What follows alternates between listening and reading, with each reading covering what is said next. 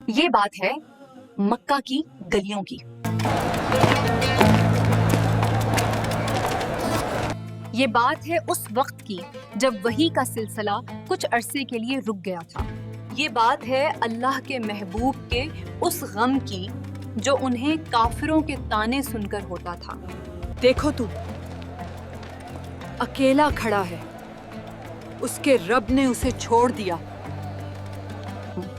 ہم اکثر یہ سورت نمازوں میں پڑھ لیتے ہیں، اس کی تلاوت بہت سکون دیتی ہے۔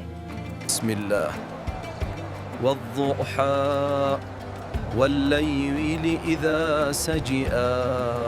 لیکن زندگی میں ایسے موقع بہت کم آتے ہیں جب کوئی یہ بتاتا ہے کہ اصل میں یہ سورت ہے کیا، اس سورت کا اصل مطلب بہت گہرا ہے، اور کیوں اللہ نے اسے اپنے نبی کے دل پر مرہم کے لیے نازل کیا۔ یا اللہ تو ہی ہے ہمیشہ۔ کفار مکہ، خاص طور پر ابو لہب کی بیوی ام جمیل آپ کو طعنے دے رہی تھی۔ دیکھو اس کا رب اس سے بات ہی نہیں کرتا، اگر یہ سچا نبی ہوتا تو پیغام ضرور آتا۔ اے محمد، کہاں گیا تمہارا وہ رب؟ لگتا ہے تمہارے رب نے تمہیں چھوڑ دیا، ناراض ہو گیا۔ مگر اللہ نے انہیں یاد دلا دیا کہ وہ اپنے نبی کو کبھی نہیں چھوڑتا۔ کیا ہے سورۃ الضحیہ کے نازل ہونے کے پیچھے کی کہانی؟ کیوں وحی کا سلسلہ رک گیا تھا؟ اور کیسے اللہ نے اپنے نبی کو تسلی دی اور ان کا غم دور کیا؟ یاد ہے وہ وقت جب نبی انتظار میں تھے اور کیسے مکہ کے مشرکوں نے اسے ایک موقع سمجھا آپ کو نیچا دکھانے کا۔ اور سب سے زیادہ امپورٹنٹ، 1400 سال پہلے نازل ہوئی اس سورت کا۔ آج ہماری ڈپریشن اور انگزائٹی بھری زندگی میں کیا کام ہے، جانیں گے اس ویڈیو میں۔ اسکالرز کہتے ہیں کہ سورۃ الضحیٰ مکہ میں اس وقت نازل ہوئی جب ایک عرصے تک آپ پر کوئی وحی نازل نہیں ہوئی۔ اس دور کو فترۃ الوحی کہتے ہیں۔ آپ اس وجہ سے بہت غمگین اور پریشان تھے۔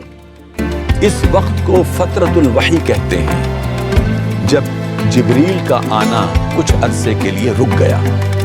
اور جب مکہ کے مشرکوں نے، خاص طور پر ام جمیل نے آپ کی یہ کیفیت دیکھی تو ان کا ظلم اور بد زبانی حد سے پار ہو گئی۔ یہ طعنے آپ کے دل پر تیر کی طرح لگتے ہیں۔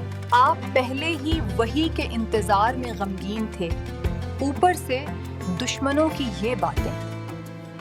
یہ بات صحیح بخاری میں حضرت جندب سے مروی ہے۔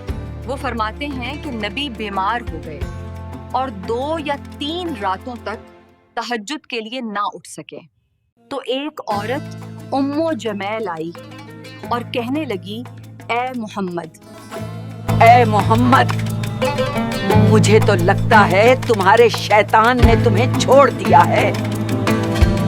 مجھے لگتا ہے تمہارے ساتھی جبریل علیہ السلام نے تمہیں چھوڑ دیا ہے اور وہ تم سے ناراض ہو گیا ہے۔ تب اللہ سبحانہ و تعالیٰ نے اس غم کو دور کرنے کے لیے، اپنے نبی کو تسلی دینے کے لیے اور ان کافروں کو جواب دینے کے لیے سورۃ الضحیہ نازل کی۔ اور پھر جبریل علیہ السلام آئے اور اللہ کا وہ پیغام لائے جو قیامت تک ہر مایوس دل کے لیے امید کی کہرن ہے۔ بسم الله الرحمن الرحيم والضحى والليل إذا سجى ما ودعك ربك وما قلى وللآخرة خير لك من الأولى ولسوف يعطيك ربك فترضى ألم يجدك يتيما فآوى۔ قسم ہے روشن دن کی اور قسم ہے رات کی جب وہ چھا جائے، اور اے نبی، آپ کے رب نے آپ کو ہرگز نہیں چھوڑا اور نہ ہی وہ آپ سے ناراض ہوا ہے۔ اللہ نے پہلی 2 آیتوں میں قسم کھا کر تیسری آیت میں فوراً جواب دے دیا، مما ودی وعاک ربک وما قیلاد۔ پہلے اس نے قسم کھائی، پھر فوراً جواب دیا۔ چلیے اب اس صورت کو سمجھتے ہیں سینیمیٹک انداز میں آسان طریقے سے۔ پہلی 3 آیتیں قسم اور تسلیہ۔ دیکھیے، سب سے پہلے اللہ نے 2 اپوزٹ متضاد چیزوں کی قسم کھائی۔ والضحوہ قسم ہے دن کی روشنی کی، یہ امید ہے، پازیٹیوٹی ہے، کام کا وقت ہے، روشنی ہے۔ دن کی روشنی۔ واللیل اذا سنجا، اور قسم ہے رات کی جب وہ چھا جائے۔ یہ سکون ہے، آرام ہے، لیکن یہی وقت اندھیرے اور خاموشی کا بھی ہے جو غم کی کیفیت تھی۔ اور رات کا اندھیرا۔ اللہ گویا فرما رہے ہیں، اے نبی، جس طرح یہ رات ہمیشہ نہیں رہتی اور اس کے بعد روشن دن ضرور نکلتا ہے، اسی طرح تمہاری یہ غم کی رات بھی ہمیشہ نہیں رہے گی، آسانی کا، وحی کا دن ضرور نکلے گا۔ اور پھر فوراً فرمایا ما ودعک ربک وما قلی، نہ تمہارے رب نے تمہیں چھوڑا ہے نہ وہ ناراض ہوا ہے۔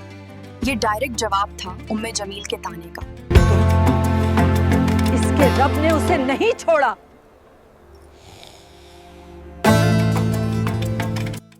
آیت 4-5 مستقبل کا وعدہ۔ اور پھر اللہ نے وعدہ کیا۔ اب اللہ صرف تسلی نہیں دے رہے بلکہ ایک بہت بڑا وعدہ کر رہے ہیں۔ وَلِلْآخِرَةُ خَيْرٌ لَكَ مِنَ الْأُولَىٰ، سنا تم نے؟ ہمارا کل آج سے بہتر ہوگا۔ اور یقیناً آپ کے لیے ہر آنے والا دور پچھلے دور سے بہتر ہے۔ سبحان اللہ، اللہ نے فرمایا کہ آپ کا آج سے بہتر آپ کا کل ہوگا۔ اور علماء کہتے ہیں یہ صرف آخرت کی بات نہیں تھی، یہ دنیا کی بھی بات تھی۔ آپ کا مکہ کا دور مشکل ہے لیکن مدینہ کا دور اس سے بہتر ہوگا۔ چلو مدینہ، وہاں بہتری ہے۔ یہ آپ کا بدر کا دور، احد کا دور، فتح مکہ کے دور سے، یعنی ہر دن آپ کی عزت بڑھے گی، ہر دن اسلام پھیلے گا۔ اور پھر دنیا کے اس دور سے آخرت کا دور تو بہترین ہوگا ہی۔ اور آخرت وہ تو سل سے بہترین ہے۔ اور پھر فرمایا وَلَا سَوْفَ يُعْطِيكَ رَبُّكَ فَتُرْضَىٰ کہتا ہے، اور عنقریب آپ کا رب آپ کو اتنا دے گا کہ آپ راضی ہو جائیں گے۔ یا رسول اللہ، اللہ آپ کو کیا دے گا جس سے آپ راضی ہوں گے؟ اللہ نے دنیا میں فتح دی، عزت دی، پوری امت دی، اور آخرت میں مقام محمود شفاعت کا مقام دیا۔ آپ صلی اللہ علیہ وسلم تب تک جنت میں نہ جائیں گے جب تک اپنے آخری امتی کو بھی بخشوا نہ لیں۔ میرا رب مجھے راضی کر دے گا۔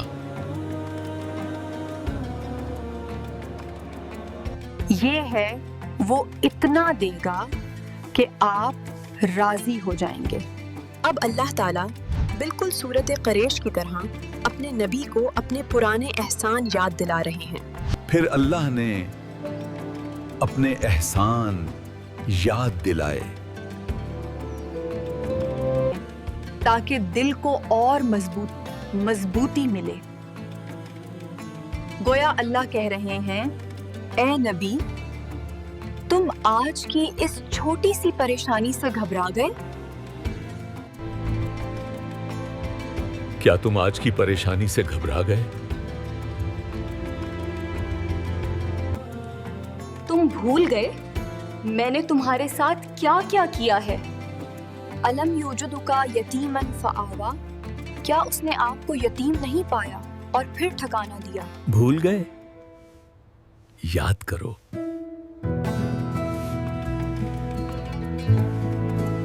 آپ پیدا ہونے سے پہلے والد کو کھو چکے، پھر والدہ کو، پھر دادا کو، لیکن رب نے آپ کو چھوڑا نہیں، ابو طالب کے دل میں محبت ڈال کر آپ کو ٹھکانہ آوے دیا۔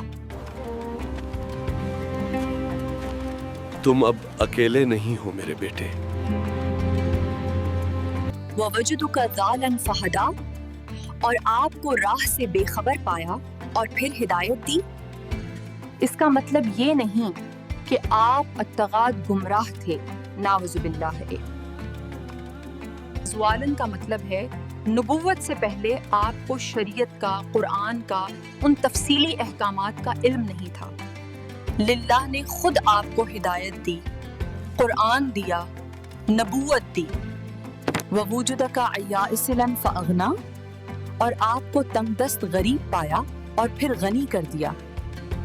آپ صلی اللہ علیہ وسلم کے پاس مالی طور پر کچھ نہیں تھا، اللہ نے حضرت خدیجہ رضی اللہ عنہا کے ذریعے آپ کو غنی اور سب سے بڑھ کر آپ کو قناعت دل کی دولت سے غنی کر دیا۔ اللہ گویا کہہ رہے ہیں، اے نبی، جس رب نے تمہیں بچپن کی یتیمی میں نہیں چھوڑا، میں نے تمہیں تب نہیں چھوڑا جس نے تمہیں نبوت دے کر ہدایت دی، جس نے تمہیں غریبی سے نکال کر غنی کیا، وہ رب آج تمہیں ان 2-4 تانوں کی وجہ سے کیسے چھوڑ دے گا؟ آیت 9-11 حکم۔ اور جب اللہ نے اتنے احسان کیے تو اب بدلے میں اللہ اپنے نبی سے کام کر۔ تو اب اللہ نے 3 حکم دیے۔ وَأَمَّا وَلْيَيْتَذِيمُوا فَلَّا تَنَقْهِيرُ، تو جیسے تم یتیم تھے تم بھی یتیم پر سختی نہ کرنا، اسے مت دبانا۔ وَأَمَّا السَّائِلُ فَلَا تُنْهَرْ، اور جیسے تم علم کے سائل تھے جو تم سے مانگنے آئے اسے مت جھڑکنا۔ یہ سائل صرف پیسہ مانگنے والا نہیں ہے، یہ علم مانگنے والا بھی ہو سکتا ہے، مشورہ مانگنے والا بھی۔ جو بھی آپ کے در پر آئے اسے جھڑکنا مت۔ وَأَمَّا بِنِعْمِيَّةِ رَبِّكَ فَحَدِّثْ، اور اپنے رب کی نعمتوں کا خوب ذکر بیان کرنا۔ اور آپ پر سب سے بڑی نعمت کیا تھی؟ یہ قرآن، یہ وحی۔ اللہ نے گویا حکم دیا کہ جو وحی رک گئی تھی اسے بھول جاؤ۔ اب جو نبوت تمہارے پاس ہے اس سے ڈرنا نہیں ہے، اسے بیان کرنا ہے، لوگوں کو بتانا ہے۔ Modern relevance time.